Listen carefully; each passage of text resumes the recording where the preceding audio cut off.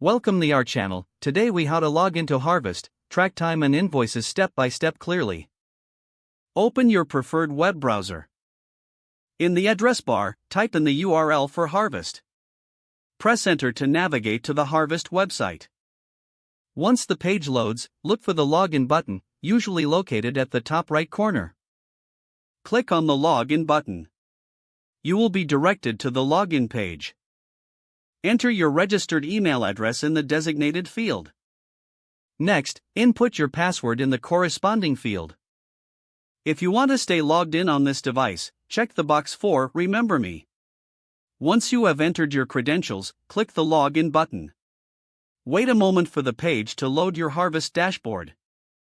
Once logged in, glance at the dashboard to familiarize yourself with the layout. To track time, locate the Time section on the sidebar. Click on Time to access your time tracking options. Here, you can add new time entries or edit existing ones. To create a new entry, click on the New Time Entry button. Fill in the necessary details such as project, task, and duration. Once all necessary information is entered, click Save. Next, to manage invoices, find the Invoices section in the sidebar. Click on Invoices to view your billing options. To create a new invoice, look for the New Invoice button. Click on it to begin the invoice creation process. Fill in the required fields including client details, services provided, and amounts. Once you have completed the invoice, click the Send button to email it directly to your client.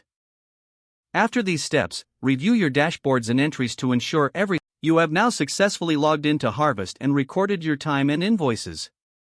If the page does not load, refresh the browser or try again in a private or incognito window.